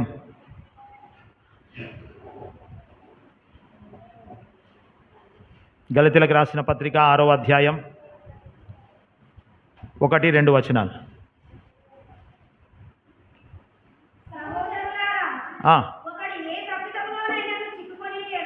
ఒకడు ఏ తప్పితములోనైనా చిక్కుకొనిన ఎడల ఆత్మ సంబంధమైన మీలో ప్రతివాడును తాను శోధింపబడుదునేమో, తాను చిక్కుకుంటానేమో అని తన విషయమై జాగ్రత్తగా చూచుకొనుచు కాపాడుకొనుచు సాత్వికమైన మంచి మనసుతో అట్టి వారిని మంచి దారిలోనికి తీసుకొని రావాలెను. ఆమేన్. హల్లెలూయా, హల్లెలూయా. కుటుంబ బాధ్యత. నోవహు గారు కుటుంబం కొరకు ఒక ఓడను కట్టుకున్నారు. శ్రమకాలంలో, కరువు దినాలలో యోసేపు గారు తన కుటుంబాన్ని పిలిపించి పోషించుకున్నాడు. ఈరోజు నీవు నేను కూడా కుటుంబాన్ని రక్షణ కొరకు స్థిరపరచుకోవాలి. ఇప్పుడు రెండవది సంఘ బాధ్యత. ఇంకా చాలా బాధ్యతలు ఉన్నాయి. కొంతమంది అప్పుడే ఇట్లా అని పైనకి చూస్తున్నారు, ఎందుకో నాకు అర్థం కాలే. బిజీగా షెడ్యూల్స్ ఉంటారా, కూర్చోలేకపోతున్నారు. కుర్చీల మీద కూర్చోండి, వాక్యం వినండి. దేవునికి స్తోత్రం. హల్లెలూయా. రెండవదిగా సంఘ బాధ్యత. ఏదది? సంఘ బాధ్యత. ఈ సంఘం అంటే ఏమి? ఈ సంఘము కొరకు దేవుడు ఏం చేసినాడు తెలుసా? ప్రాణం పెట్టినాడట. ఎవరి కొరకు పెట్టినాడు? సంఘము కొరకు దేవుడు ప్రాణం పెట్టినాడు. వాక్యం సెలవిస్తుంది, ఇదిగో ఇది నా సంఘం, దీన్ని ఎవడైనా చెరపగోడిన ఎడల వాణ్ణి నేను చెరిపేస్తా. ఈ సంఘాన్ని ఎవరైతే డిస్టర్బ్ చేస్తారో, ఈ సంఘాన్ని ఎవరైతే చెడగొడతారో, ఈ సంఘాన్ని ఎవరైతే నాశనం చేస్తారో ఖచ్చితంగా నేను వాడిని నాశనం చేస్తా అని వాక్యం సెలవిస్తుంది. ఈ సంఘము శిరస్సు దేవుడు. ఈ సంఘానికి శిరస్సు యేసుక్రీస్తు ప్రభు. మనము అవయవములై ఉన్నాం. అయితే ఈ సంఘములో ఉంటూ ఉన్న వ్యక్తుల గురించి ప్రభు అంటూ ఉన్నాడు, ఇదిగో నువ్వు ఒక సంఘ బాధ్యత కలిగి జీవించు. ఎలా జీవించాలా సంఘములో? నీ పక్కన ఒక వ్యక్తి ఉన్నాడు అనుకోండి, నీ పక్కన చూసుకోండి, ఒకసారి నీ పక్కన చూడండి, ముఖాలు చూడండి, పక్కన ఎవరున్నారు, షేక్ హ్యాండ్ ఇచ్చుకోండి, ప్రైజ్ లార్డ్ చెప్పండి, ప్రైజ్ లార్డ్ చెప్పండి, ప్రైజ్ లార్డ్ చెప్పిండ్రా? నవ్వండి, పనులు చూపెట్టండి, నవ్వండి. పాపం ఎందుకు తోమిలేదా, వాసన వస్తుందా? ఇట్లా పెట్టుకోండి. నీవేందమ్మా షేక్ హ్యాండ్, ప్రైజ్ లార్డ్ చెప్పు. దేవునికి స్తోత్రం. హల్లెలూయా. ఇప్పుడు నీ పక్కనున్న వాళ్ళు ఆత్మీయతలో పడిపోయినారనుకోండి, ఆత్మీయతలో మందిరానికి రాకుండగా, సంఘములో ఎదగకుండగా, దేవుని సన్నిధానంలో నడిపింపబడకుండగా పడిపోయినారనుకోండి. ఏ స్థితిలో ఆ వ్యక్తి పడిపోయినాడో, ఏ స్థితిలో ఆ వ్యక్తి మందిరానికి రాని పరిస్థితుల మధ్యలో ఏ స్థితిలో ఉన్నాడో అవి మీరు తెలుసుకొని, ఇప్పుడు ఉదాహరణకు ఒక వ్యక్తి ఆత్మీయతలో ఉంటూ ఉంటూ ఉంటూ ఉంటూ డబ్బును చూసి పడిపోయినాడు అనుకోండి, డబ్బు ఆశ కలిగి సంపాదన మీద పడి మందిరానికి రాకుండా పడిపోయినాడు అనుకోండి. నీ పక్కనున్న వ్యక్తి రాకపోతే ఏమంటావు? పోయిన వారము వచ్చిండు, ఈ వారం మందిరానికి రాలేదు, ఎందుకు రాలేదో అని అనుకుంటాం. రెండో వారం రాలేదనుకోండి, ఎందుకు రాలేదో అని అనుకుంటాం. మూడో వారం రాలేదనుకోండి, ఎందుకు రాలేదో అని అనుకుంటూనే ఉంటూ ఉంటాం. అయితే ఆ వ్యక్తి ఏ విషయంలో మందిరానికి వస్తలేడు? ఆరోగ్యం బాలేకనా, లేకుంటే ఇంకొక ఏ స్థితిగతుల మధ్యలో మందిరానికి వస్తలేడా అని మనం ఒక్కసారి ఆ వ్యక్తి గురించి వెళ్ళి ఎంక్వైరీ చేయాలి, తెలుసుకోవాలి. అన్నా ఎందుకు వస్తలేవన్నా మందిరానికి, ఏమైంది? ఆరోగ్యం బాగాలేదా? సరే ప్రార్థన చేద్దాం. లేదన్నా పని మీద వెళ్ళినా, కొంచెము వేరే పని మీద వెళ్ళినా అని అన్నప్పుడు నువ్వేం చేయాలా? సరే అన్న పని మీద వద్దు, మందిరానికి రా అని చెప్పాలా. రెండవసారి కూడా రాలేదనుకో, మళ్ళా పని మీద పోయినాను అనుకున్నాడు అనుకో, అయితే మనం అనుకోవాలి ఆ వ్యక్తి డబ్బు మీద ఆశ కలిగి ఆ వ్యక్తి కాళ్ళు పరిగెత్తుతూ ఉన్నాయి, ధనాపేక్ష కలిగి పరిగెత్తుతూ ఉన్నాడు. కాబట్టి ఈ ధనాపేక్ష నాకు కూడా రాకూడదు, దేవుని సన్నిధానంలో నేను విడిచిపెట్టకూడదు అని భయముతో అని భక్తితో నిన్ను నీవు కాపాడుకుంటూ పడిపోయే స్థితిగతుల మధ్యలో ఉండకుండగా ఏ స్థితి అయితే నిన్ను పడవేయాలని చూస్తుందో ఆ స్థితిలో నుంచి నిన్ను నీవు కాపాడుకుంటూ పడిపోయిన వ్యక్తి దగ్గరికి వెళ్ళి, అన్నా అది తప్పనా, దేవుని మందిరం అన్నా, ఖచ్చితంగా రావాలన్నా, నువ్వు ఆశీర్వదింపబడతావన్నా అని ఆయనను పురిగొల్పాలంట. ఆమేన్. హల్లెలూయా, హల్లెలూయా. ఇది సంఘ బాధ్యత. నా మాటలు అర్థమైనా? మీరు ఆ పాపనే చూస్తూనే ఉన్నారు. దేవునికి స్తోత్రం. హల్లెలూయా. నన్ను చూడండి, ఆ పాపను చూడొద్దండి, నన్ను చూడండి. ఉన్న కొద్దిసేపు దేవుని భయంతో భక్తితో దేవుని వాక్యం విందాం. అంటే మీరు ఏ దారిలో ఉన్నారంటే వినే దారిలో ఉన్నారు, వినే దారిలో కూడా లేరు, వినని దారిలో ఉన్నారు. మీరు అట వినే దారిలోనే ఉండండి. వినుట వలన విశ్వాసము బలపరుచు. అట విని విని విని విని వినైనా మీ గుండె రాతి గుండె మారిపోతుంది. ఒక షేప్ లేని కొండ ఉంటుందంట, ఒక షేప్ లేని కొండ అంటే దాని ఏమంటారు, గట్ట కొండన గుట్ట, షేప్ లేని రాయి గుట్ట ఉంటుందంట. ఆ రాయి గుట్టకు నీళ్లు తగులుతూ తగులుతూ తగులుతూ తగులుతూ తగులుతూ తగులుతూ షేప్ లేనిది ఏమైపోతుంది, షేప్ ఒక ఒక ఒక రూపంలోకి వస్తుంది, తగులుతూ తగులుతూ తగులుతూ. అట్లా వాక్యం అనే ఈ ప్రవాహం షేప్ లేని నీ మనసుకు తగిలి తగిలి తగిలి తగిలి తగిలి తగిలి తగిలి ఒక రూపంలోకి వస్తుంది. ఆమెన్. హల్లెలూయా, హల్లెలూయా. కాబట్టి వినండి, చెవులు దులుపుకొని వినండి, మనుషులని కాదు చూసి. ఆ పాపం తీసుకోమా కొంచెం. ఇతరులకి మనము డిస్టర్బెన్స్గా ఉండకూడదు. పిల్లలు నాకు కూడా ఇష్టం, చాలాసార్లు చెప్తున్నా మీకు, కొంచెం జాగ్రత్త కలిగి ఉండండి.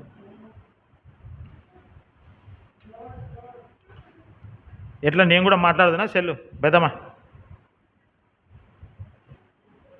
ఇంకా ఆమె సెల్లు బంద్ చేయమనమ్మా.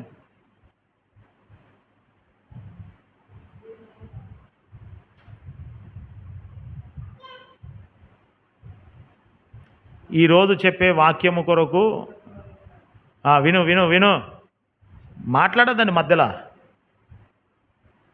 ఈరోజు చెప్పే వాక్యము కొరకు ఆదివారము అయిపోయిన తర్వాత సోమవారము నుంచి ప్రభువా ప్రభువా ప్రభువా అని మోకరించి ఉపవాసం ఉండి కడుపు కాల్చుకొని ఈ వాక్యం మీ కొరకు చెప్పాలని ఆశపడుతూ, మార్చండి ప్రభువా అని ఆశపడుతూ ఉంటాం. నేను రాత్రి భోజనం చేయలేదు, ఈరోజు ఉదయం టిఫిన్ చేయలేదు, ఇప్పటిదాకా ఉపవాసం ఉండి మీ కొరకు వాక్యం చెప్తుంటే తగునానంటూ వాక్యం వినేవారిని విననీయరు, మీరు వినరు. ఏంది ఇది? ఫోన్లు స్విచ్ ఆఫ్లు చేసుకోండి, ఫోన్లు బంద్ చేసుకోండి, పిల్లల్ని దగ్గర పెట్టుకోండి, అటు ఇటు చూడొద్దండి. ఇక ఏంటికి వస్తారు ఇక మందిరానికి మీరు? నిలబడడానికి కూడా చేతగాని పరిస్థితుల మధ్యలో నిలబడి ఇక్కడ వాక్యం చెప్తున్నా నేను. వాక్యం వినండి, లేకపోతే రావద్దండి మందిరానికి.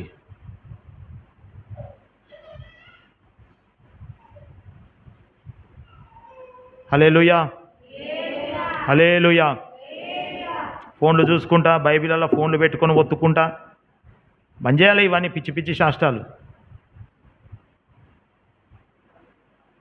మారాలా? కొన్ని సంవత్సరాల నుంచి చూస్తున్నా మారతారని, మారతలేరు మీరు.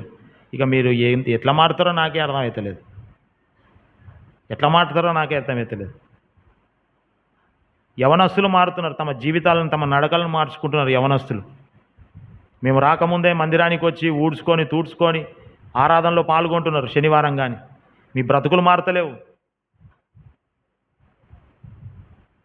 ఒక ఒక ఒక సిగ్గు తెచ్చుకొని ఒక ప్రవర్తించుకోవాలి మనం.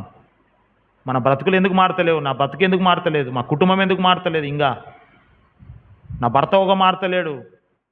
ఒకరి ఇక్కడికి ఒకరు అక్కడికి, ఒకరికి ఇక్కడికి ఒకరికి ఇదే స్థితిగతుల మధ్యలో ఉన్నాం. ఒకరు బయటికి పోతే ఒకరి ఇంటికి మందిరానికి రావడం. ఏంది మా స్థితి?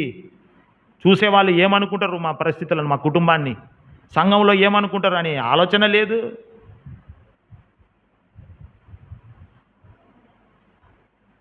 అందుకనే వాక్యం ద్వారా ప్రభు హెచ్చరిస్తున్నాడు, బాధ్యత కలిగి ఉండు. బాధ్యత కలిగి ఉండు. బాధ్యత కలిగిన వానికే ఇంటి యజమానత్వం, యాజకత్వం ప్రభు ఇస్తాడు, నాయకత్వం ప్రభు ఇస్తాడు, ఇంటి గృహ నిర్వాహకత్వం ప్రభు ఇస్తాడు. బాధ్యత కలిగి ఉంటే ఆ 1000 ఏండ్ల పరిపాలనలో పరిపాలించడానికి ప్రభు నీ చేతికి అధికారం ఇస్తాడు. బాధ్యత లేదనుకో ప్రయోజనం లేదు. ఆమేన్, హల్లెలూయా. వాక్యం సెలవిస్తుంది, నీ పక్కన వాడు బలహీనపడి, నీ పక్కన వాడు ఈ లోకంలో పడిపోతే అతన్ని త్రోసివేయక తృణీకరించక ఆ పడిపోయిన వ్యక్తి ఏ కారణము చేత పడిపోయినాడో నీవు తెలుసుకొని ఆ కారణంలో నేను కూడా పడిపోకుండా ఉండాలి అని ప్రభు సన్నిధానంలో కనిపెడుతూ జాగ్రత్తగా నీ ఆత్మీయ స్థితి కాపాడుకుంటూ ఆ పక్కన వాడిని ఏం చేయాలో తెలుసా? విడిచిపెట్టకుండా అతని ఇంటికి వెళ్ళి అతను ప్రోత్సాహపరచాలి. ఇది బాధ్యత. మీలో ఎవరైనా అలా చేస్తున్నారా? పక్కనే ఉంటాం, మందిరానికి రాకపోతే ఎందుకు వచ్చలేవమ్మా అని ఒక్క మాట కూడా అనం. పక్కనే ఉంటాం, దారిలో వస్తూ ఉన్న వాళ్ళు ఉంటారు, ఎందుకు వస్తలేవమ్మా మందిరానికి, రామ్మా అని అనం. ఆమె బయట కూర్చుంటే బాగున్నావా, బాగున్నా హే అని నవ్వుకుంటూనే పోతుంటావు, కానీ స్మైల్ ఇచ్చి రా మందిరానికి రా అని ఒక మాట అను. రేపనాడు తీర్పు దినంలో నీవు నిందారహితునిగా మార్చబడతావు. తీర్పు ఉంటుంది. ఇక్కడ కూర్చున్న వాళ్ళకు, మీకైనా నిలబడిన నాకైనా తీర్పు ఉంటుంది. ఈ తీర్పు దినంలో ప్రభు అంటాడు, ఒరేయ్ నీకు అప్పగించిన పిల్లిగుండ్ల ప్రాంత పరిచర్యని ఏం చేసినావు? ఫలానా ఆమె రాలేదు, ఫలానా వ్యక్తి రాలేదు, ఒక్కసారి ఇంటికి పోయి పలకరించినావా, పిలిచినావా? ఒక్కసారి ఏంది ప్రభు, 100 సార్లు పిలిచిన, వీడియో వేయి అంటే వీడియో వేస్తాడు. నువ్వు అంటావు, ఫలానా ఆమె మీ ఇంటి ముందర కూర్చున్నామే, ఇదిగో ఆమె మందిరానికి ఒకసారి వచ్చింది, మళ్ళీ రాకపోతే నువ్వు పోయినా ప్రభు, పిలిచినా ప్రభు అని అంటే, రే వీడియో వేయి అని అంటారు. ఆ వీడియోలో పిలిచకుండా ఊక నవ్వుకుంటే టాటా ఉన్నావు అనుకో, పిలిచినావా? అబద్ధం చెప్తావే. ఇక్కడ చెప్పినట్లు అబద్ధాలు, ఇక్కడ చెప్పినట్లు సాకులు, నాతో చెప్పినట్లు అక్కడ చెప్పలేం మనం. ఆడన్ని వీడియో రికార్డింగ్లు ఉంటాయి, అన్ని సీసీ కెమెరాలు ఉంటాయి, అన్నీ యాడున్నాయి సార్ సీసీ కెమెరాలు? దేవదూతలే సీసీ కెమెరాలు నీకు. అన్ని సీసీ కెమెరాలు, అన్ని దేవదూతలు అన్నీ కూడా చూసి అన్ని సీసీ కెమెరాలు తీసుకొని పరలోకానికి తీసుకొని పోతే నువ్వు పోయే లోపల నీ చిట్టా ఇంత పెద్దగా ఉంటుంది. పలానా, ఎవరి పేరు చెప్పాలి, నా పేరు చెప్పు, పలానా విషయాలు వచ్చినప్పుడు ఇంత పెద్దగా ఉందా నా చిట్టా, ఇంత పెద్దగా ఉంది నాయన, పలకరిస్తున్నామా కనీసం? ఎందుకు వస్తలేవమ్మా మందిరానికి రా తల్లి, మందిరానికి రా అని 2 మాటలు ఎవరికైనా చెప్తున్నామా? సంఘము పట్ల నీ బాధ్యత ఏముంది? ఊక వస్తున్నాములే పోతున్నాములే, ఇదే నా బాధ్యత సార్, నాకు అవసరం లేదు, ఎవరి బాధ్యత నాకు అవసరం లేదు. అలాంటి వారు ఈ సంఘములో ప్రభు ఎదుట మెప్పు పొందలేం మనం. దేవుడు ప్రతి వారికి ఒక తలాంతు, ఒక టాలెంట్, ఒక తలాంతు ఇచ్చేటాడు.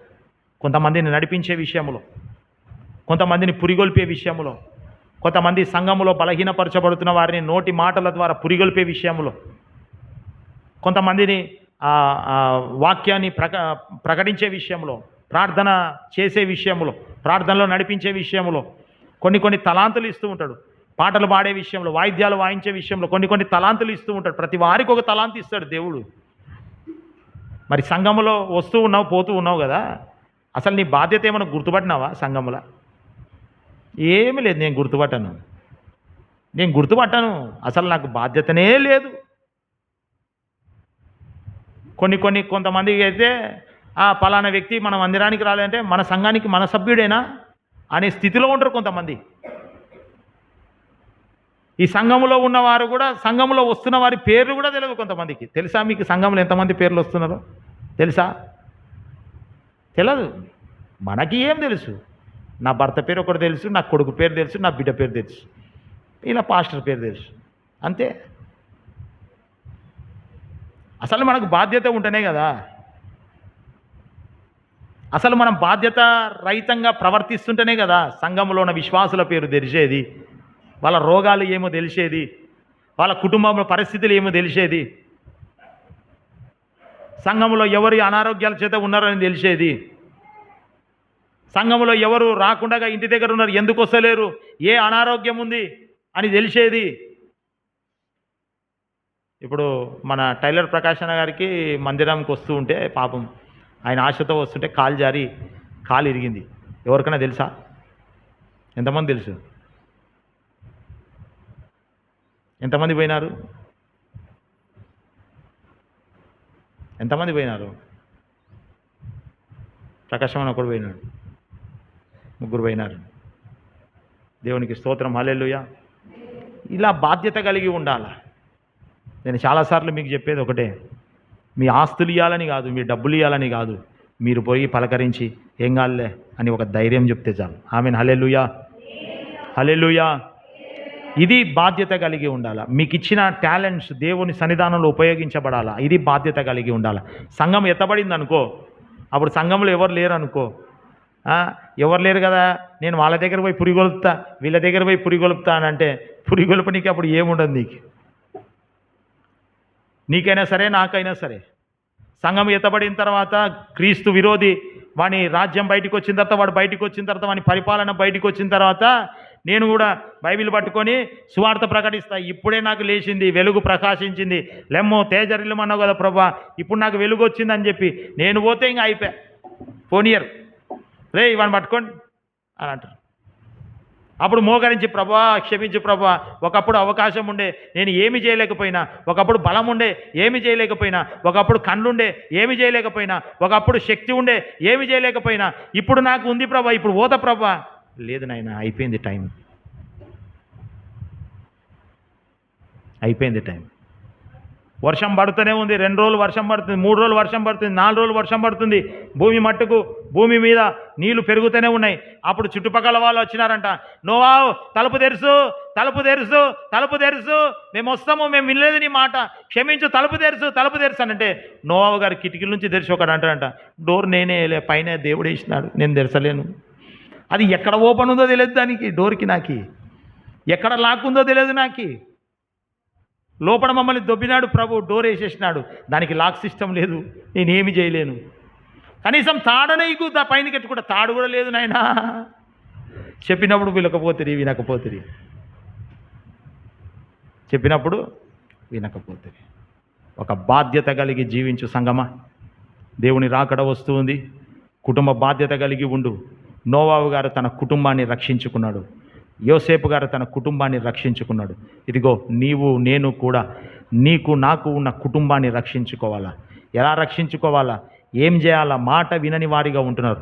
మోకరించి ప్రార్థన చేయి, కడుపు గాల్చుకో, కన్నీరు గార్చు, ఉపవాసం ఉండు, ప్రార్థన చేయి, నీ ఇంటి వారి రక్షణ కొరకు ప్రార్థన చేయి. ఇది నీ బాధ్యత. ప్రార్థన చేస్తా అని చెప్పి మోకరించి కళ్ళు మూసుకొని, కొంతమంది మోకరిస్తారు, కళ్ళు మూసుకుంటారు, అటనే నిద్రపోతుంటారు, కునికి పాటలు పడుతుంటారు, అటనే నిద్రపోతుంటారు. అది కాదు, ప్రార్థన చేయి, సంఘ బాధ్యత కలిగి ఉండు. సంఘంలో ఎవరైనా బలహీనపరచబడి మందిరానికి రాకపోతే వాళ్ళని పురిగొల్పు పోయి, వాళ్ళు ఏ బలహీనతలు కలిగి ఉన్నారో ఆ బలహీనతలో నువ్వు పడిపోకుండా నీ ఆత్మీయ స్థితిని కాపాడుకో. దేవుని రాకడ సమీపంగా ఉంది.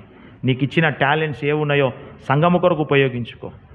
పరిచర్యలో ఇగో పాటలు పాడే విషయంలోనా, ఇగో మ్యూజిక్ వాయించే విషయంలోనా, ఇగో సంఘాన్ని పురిగొల్పే విషయంలోనా, యవనస్తులను పురిగొల్పే విషయంలోనా, ఏ విషయంలో దేవుడు నీకు ఒక టాలెంట్ ఇస్తే ఆ టాలెంట్ను ఉపయోగించుకో. దేవుని కొరకు వాడుపడు, దేవుని కొరకు వాడపడు. ఇగో ఇచ్చే దాంట్లోనే నీకు ఒకవేళ టాలెంట్ ఉంటే ఇచ్చి సహకరించు పరిచర్యకు. ప్రార్థన చేసే దాంట్లోనే ఉంటే ప్రార్థన చేయి, మోకరించి ఎల్లప్పుడూ ప్రార్థన ప్రార్థన ప్రార్థన ప్రార్థన ప్రార్థన కూడికలకు రా, ప్రార్థన చేయి. సేవకుల పక్కన తిరిగేది, సేవకులకు సహకారంగా ఉండేది. ఒకవేళ నీకు ఆ టాలెంట్ ఉంటే సేవకుల పక్కన ఉండు, తిరుగు సేవకులు ఎంబడ. అన్న అక్కడ పరిచర్యకు పోదాం, ఇక్కడ పరిచర్యకు పోదాం, ఇక్కడ పరిచర్యకు పోదాం, సహకరించు. అటు మనం సహకరించాం, అటు ప్రార్థన చేయం, అటు ఉన్న అవకాశాలు ఉపయోగించుకోం, అటు ఏమి చేయం. బ్రతికి ఉన్నా మనిషి లేనట్టనే ఉంటాం, సంఘములో సభ్యునిగా ఉన్నా లేనట్టనే ఉంటాం. అందుకనే గత వారంలో మనం చెప్పినాం, సజీవులే కదా దేవుణ్ణి ఆరాధిస్తారు. అంటే బ్రతికున్న వాడే దేవుణ్ణి ఆరాధిస్తాడు. మందిరానికి వచ్చిన వాడు బ్రతికి ఉన్నవాడు, మందిరానికి రానివాడు చనిపోయిన వానితో సమానం. మనకు ఏమీ లేకపోయినా ఏమున్నా సరే మనం బాధ్యత కలిగి ఉండాలా. ఆమెన్, హల్లెలూయా. నీకు ఇచ్చిన బాధ్యత సంఘ బాధ్యత, ఇది మనది. సంఘం అంటే ఎవరిది? సంఘం అంటే ఎవరిది? సంఘం అంటే ఎవరిది? మనది. ఒకరు మొన్న పోయినసారి ఒకరు అన్నారు, అన్నా సంఘం వాళ్ళది కదన్నా, వాళ్ళ పేర్లు రాయండి అన్నా అని అన్నారు. మాకు తెలియదా? మాకు తెలియదా? మాకు తెలియదా? నాకు తెలుసా తెలియదా? చెప్పండి. నాకు తెలుసు, మీకు తెలుసు. తెలుసు కదా, చెప్పేది ఎందుకు? ఇలాంటి పిచ్చి పిచ్చి పిచ్చి పిచ్చి మాటలు మాట్లాడకూడదు. సంఘం మన అందరిది. ఈ సంఘాన్ని ఈ ప్రాంతంలో మనం ఏం చేయాలా? ఇంకా విస్తరింపజేసుకోవాలి. ఎలా విస్తరింపజేసుకోవాలా? సంఘంని ఎలా డెవలప్ చేసుకోవాలా? సంఘంలో అనేకమైన ఆత్మలను ఎలా మనం కుటుంబాలుగా నడిపించుకోవాలా? ఈరోజు మందిరానికి రాకపోతే ఎందుకు వస్తలేవు, రా మందిరానికి అని ఎప్పుడైనా పిలిచినారా? కాళ్ళ నొప్పులునే, ఏం కాదులే ఆడొచ్చి కుర్చీ మీద కూర్చో అని అన్నావా? సరేలే పండుకో, నేను వస్తలే, వచ్చేటప్పుడు కూర పట్టుకొని వస్తా, బాగా వంట చేయ, అప్పుడు నిలబడి, అప్పుడు ఏం కాళ్ళ నొప్పులు ఉండవు. వంట చేయనీకే కాళ్ళ నొప్పులు ఉండవు, తిననీకే కడుపు నొప్పి ఉండదు, సినిమా చూడనీకే టీవీ చూడనీకే చేతుల నొప్పులు ఉండవు. బాడీ పెయిన్స్ తలను వస్తుంది. సంఘం కాడికి వస్తేనే సర్దయింది, ముక్కులో చీమిడి గాడుతుంది. ఎట్లా గాడుతుందంటే సార్ అంటే ప్రవాహమే సార్, ఆగుతలేదు సార్, ఆపు యాదని ఆనకట్ట గట్టి ఊపిరాడకుండా పోతాం. ఇవన్నీ చిన్న చిన్న కారణాలు చెప్పి దేవుని దూరంగా అవుతుంది. దయచేసి నా మాట వినండి. దేవుని రాకడ సమీపంగా ఉంది. దేవుని సన్నిధానంలో ఎదగండి, ఒక బాధ్యత కలిగి ప్రవర్తించండి. అట్టి కృప పరిశుద్ధాత్ముడు మనందరికీ అనుగ్రహించును గాక. ఆమేన్, హల్లెలూయా, హల్లెలూయా. ఒక చిన్న మాట చెప్పి నేను ముగిస్తా. తిమోతికి రాసిన మొదటి పత్రిక 5వ అధ్యాయం 8వ వచనం.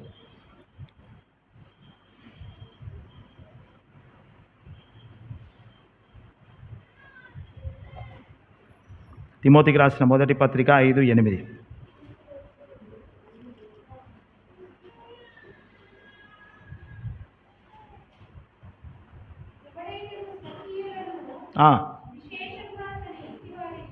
విశేషముగా తన ఇంటి వారిని సంరక్షింపకపోయిన ఎడల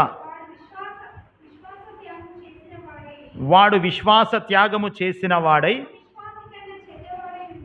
అవిశ్వాసి కన్నా చెడ్డవాడై యుండును. ఎవరు? నీ ఇంటిని నువ్వు రక్షించకపోతే, నీ ఇంటి కుటుంబస్తులను రక్షించుకోకపోతే నువ్వు ఏమైపోతావంట తెలుసా? అవిశ్వాసి కన్నా, అంటే లోకములో వానికన్నా ఘోరంగా మార్చబడతావు, చెడ్డవాడు అవుతావు. ఎందుకు? నీ ఇంటిని నువ్వు రక్షించకపోతే. ఇంకా ఎప్పుడు కూడా అనొద్దండి, వాళ్ళ ఇష్టం సార్, వాళ్ళు ఎప్పుడైనా రాకోకని అట్లా అనొద్దు. అది సమంజసమైన మాట కాదు. వాళ్ళ ఇష్టం సార్ అనొద్దు. వాళ్ళు బాగాలేనప్పుడు ప్రార్థన చేయి సార్ అని ఎట్లా అంటావు? వాళ్ళ ఇష్టం సార్, ఏమన్నా కాకోన్లే అని అన్నావా? అనవట్లా. బాగాలేకపోతే సార్ బాగాలేదు సార్ ప్రార్థన చేయి సార్ అని అంటావు. మరి చర్చికి రానేటప్పుడు వాళ్ళ ఇష్టం సార్ అంటావు. బాగాలేకపోతే కూడా వాళ్ళ ఇష్టం సార్ పోనికోకంలే అనొచ్చు కదా నువ్వు. అంటావా? అంటే బాగాలేకపోతేనేమో ప్రార్థన, బాగుంటేనేమో దేవుడొద్దు. ఇదే మీ బాధ్యత. వాళ్ళ ఇష్టమా? జ్ఞానం తెచ్చుకోండి. దేవుని రాకడ సమీపంగా ఉంది. ఒక బాధ్యత కలిగి మనం ఉందాం. ఆమేన్, హల్లెలూయా. కుటుంబం రక్షణ కొరకు ఒక బాధ్యత కలిగి ఉండండి. సంఘము కొరకు ఒక బాధ్యత కలిగి, నీకున్న పరిస్థితులను బట్టి ఒక బాధ్యత కలిగి ముందుకు సాగుదువుగాక. అట్టి కృప పరిశుద్ధాత్ముడు మనకు అనుగ్రహించునుగాక. ప్రార్థన చేసుకుందాం. అందరం లేచి నిలబడదాం.